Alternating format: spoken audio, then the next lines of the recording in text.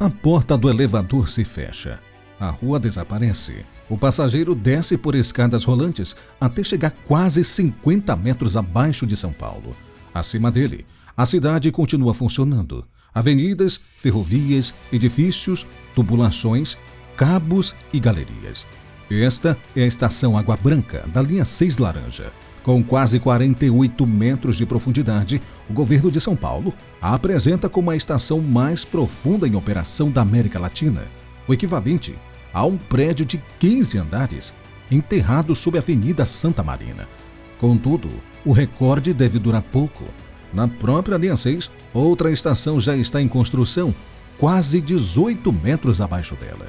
Por que São Paulo precisou descer tanto? E como erguer uma estrutura desse porte sem comprometer a cidade que funciona na superfície? Fique com a gente nos próximos minutos e entenda como a estação Água Branca foi construída, por que a linha 6 mergulha tanto sob São Paulo e quanto falta para o atual recorde ser quebrado. A estação Água Branca faz parte de uma obra muito maior. A linha 6 Laranja foi projetada para ligar Brasilândia, na Zona Norte, a São Joaquim, na região central. O traçado terá 15,3 quilômetros e 15 estações, atravessando bairros densamente ocupados e criando conexões com a rede metroviária. Segundo a linha Uni, o trajeto, que atualmente pode levar cerca de 1h30 de ônibus, deverá cair para aproximadamente 23 minutos. A previsão é atender cerca de 633 mil passageiros por dia, quando a linha estiver completa. Além da escala, o projeto carrega uma história de interrupção e retomada. Depois de anos de paralisação, as obras recomeçaram em 2020, por meio de uma parceria pública-privada que reúne implantação e operação. A profundidade da estação Água Branca, contudo, não nasceu da busca por um recorde. Para economizar mais de 1 hora de viagem na superfície, a engenharia precisou procurar espaço onde São Paulo ainda permitia avançar, dezenas de metros abaixo dela. E a dúvida muito válida que surge é: o que já existia nesse caminho subterrâneo? O caminho subterrâneo da linha 6 já estava ocupado antes do projeto sair do papel, muito antes. Na Água Branca, a história ferroviária começou em 1867, com a abertura da estação da São Paulo Railway. Em 1875, a chegada da estrada de ferro Sorocaba transformou a área em um ponto de integração e entreposto de cargas. Depois vieram a Vidraria Santa Marina, em 1896, e o Complexo das Indústrias Matarazzo, em 1920, consolidando um território de trilhos, fábricas, armazéns e bairros que crescem ao redor deles. O metrô tentou chegar ali várias vezes. No fim dos anos de 1970, a Água Branca foi cogitada como ponto final da linha leste-oeste, atual linha 3 vermelha. O plano não avançou. Depois surgiu uma proposta associada ao Shopping West Plaza, também abandonada. Em 2005, a região reapareceu na rede distributiva. Em 2008, no projeto da futura linha 6 Laranja. Quando essa ligação finalmente começou a ser implantada, encontrou uma cidade consolidada, acima e abaixo do solo. Além disso, o traçado precisava passar sob o rio Tietê e, em outro trecho, abaixo do túnel da linha 4 amarela, respeitando limites de curvas, rampas e distâncias de segurança. Assim, a profundidade não nasceu da busca de um recorde. Foi a solução encontrada para inserir uma nova linha em um território ocupado que havia mais de um século. Em determinados trechos, não havia espaço para desviar. Era preciso descer. Definir essa cota, porém, foi apenas o primeiro desafio. A questão que surgiu era: como abrir e sustentar uma estação desse tamanho, sem comprometer a cidade acima? Segundo a concessionária responsável pelo projeto, a linha Uni, a estrutura da estação Água Branca já é considerada finalizada. Ela alcança 47,80 metros de profundidade. Fica junto à Avenida Santa Marina e foi escavada pelo método NATM. A conclusão da estação, porém, não significa que toda a linha 6 esteja pronta. Outras estações e sistemas continuam em implantação. Itaberaba, Hospital Vila Panteado, por exemplo, ainda aparece em construção. O NATM, sigla para Novo Método Austríaco de Tunelamento, combina escavação, suporte e monitoramento. Nesse método, a frente avança por etapas. Uma porção de terreno é removida e antes do avanço seguinte, a superfície recém-exposta recebe suporte especial. Esse processo é necessário porque uma cavidade subterrânea não pode permanecer aberta enquanto espera pela estrutura definitiva. O terreno pode deformar, deslocar-se ou perder estabilidade. O suporte inicial limita esses movimentos e permite que a obra continue com segurança. Nesse ponto entra o concreto projetado. Diferentemente do concreto tradicional, ele é aplicado sob pressão diretamente sobre superfície escavada. Logo, cria-se uma camada de proteção e suporte. Conforme o terreno e o projeto, o concreto projetado pode trabalhar com fibras, telas metálicas, cambotas de aço, tirantes e outros reforços. Cada trecho é aberto, estabilizado e medido antes que a equipe avance novamente. Em uma seção ampla, a parte superior pode ser escavada primeiro. Depois avançam as laterais e a região inferior. Cada etapa reduz o terreno exposto e permite instalar o suporte perto da frente de trabalho. Nesse processo, o próprio terreno participa da estrutura. Isso não significa que o terreno fique sem apoio. O objetivo é controlar suas deformações e fazer com que o maciço, suporte inicial e revestimento trabalhem em conjunto. Por isso, o monitoramento é decisivo. Instrumentos acompanham deslocamentos no terreno e no revestimento para responder: a escavação está se comportando dentro do previsto? Caso as medições indiquem comportamento diferente, a obra pode exigir reforços, redução do avanço ou mudança na sequência. O NATM, portanto, não deve ser resumido como uma obra improvisada durante a escavação. Há projeto, limites de deformação e soluções previstas. O monitoramento permite verificar como o terreno responde e ajustar a execução. Concluído o suporte inicial, a estação ainda está longe de pronta. A escavação precisa ser fechada na parte inferior, formando uma espécie de anel resistente. Teto, paredes de base passam a trabalhar juntos, aumentando a estabilidade da seção. Em seguida, entram drenagem, impermeabilização e revestimento permanente.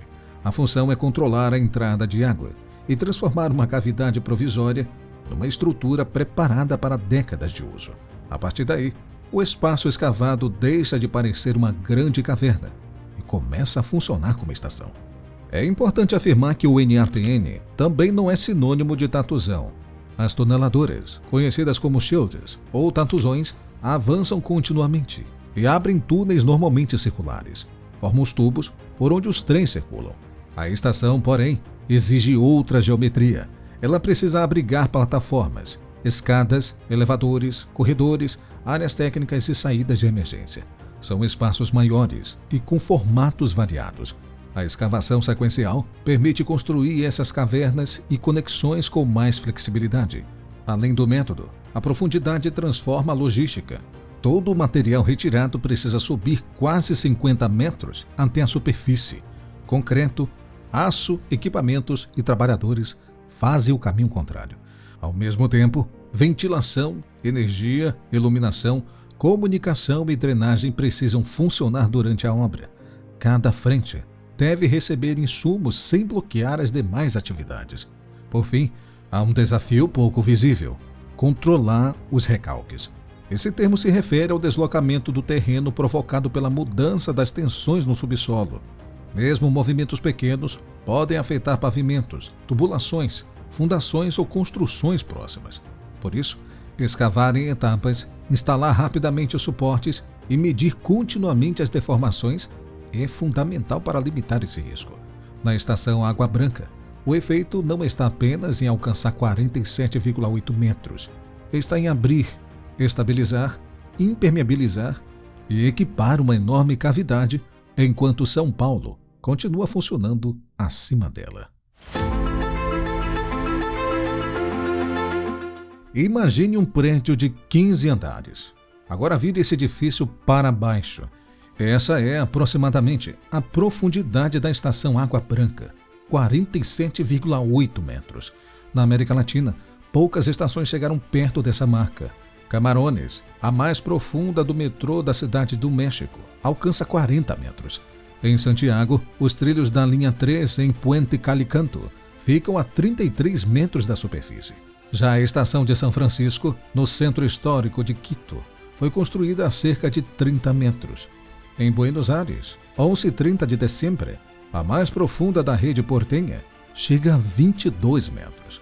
A estação Água Branca desce quase 8 metros além de Camarones, cerca de 15 metros abaixo de Puente Calicanto e mais de o dobro da profundidade de Once. Mas a própria linha 6 ampliará essa escala. Itaberaba Hospital Vila Panteado terá 65,71 metros, enquanto Higienópolis Mackenzie chegará a 64,86 metros. Itaberaba ficará quase 18 metros abaixo da Água Branca, o equivalente a um edifício de aproximadamente 22 andares enterrado. Fora da América Latina, algumas estações descem ainda mais. Em Chongqing, na China, a estação de Hongqiangkou alcança impressionantes 116 metros em seu ponto mais profundo. É quase 2,5 vezes a profundidade da estação Água Branca e algo próximo a um edifício de 39 andares, voltado para baixo. Este paralelo, porém, precisa de cuidado. Algumas fontes medem a distância até os trilhos, outras consideram a plataforma, o acesso e o ponto estrutural mais baixo. Mesmo sem um ranking perfeitamente padronizado e distante dos maiores abismos metroviários do planeta, a escala é clara. A estação Água Branca inaugura um novo patamar de transporte em São Paulo. De fato, a profundidade não é a finalidade de uma estação. É uma condição de engenharia para aproximar destinos e reduzir o tempo de deslocamento. A estação Água Branca integra a linha 6 Laranja e será conectada à linha 7 Rubi.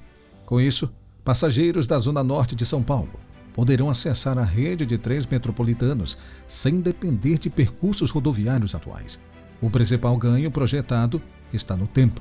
Segundo a linha Uni, o trajeto entre Brasilândia e São Joaquim, estimado em 1h30 de ônibus, deverá ser realizada em 23 minutos.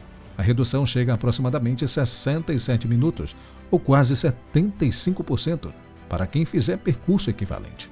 A economia não se resume ao período dentro dos trens. Uma integração bem posicionada pode reduzir desvios, esperas e trocas entre ônibus, metrô e ferrovia. Nesse sentido, um estudo da Universidade de São Paulo, que analisou tais sistemas como uma rede integrada, mostrou que aproximar pontos e estações pode diminuir a quantidade de conexões necessárias para alcançar destinos. O benefício real será medido em minutos recuperados, menos etapas de viagem e maior acesso à rede. Afinal, a estação não foi escavada para levar passageiros ao ponto mais baixo da cidade. Foi construída para levá-los mais rapidamente ao destino. Para o passageiro, tudo terminará em um gesto comum: entrar, descer e esperar o trem. Porém, por trás dessa rotina, haverá uma estrutura equivalente a um prédio de 15 andares, enterrado sob São Paulo. O recorde da estação Água Branca pode durar pouco.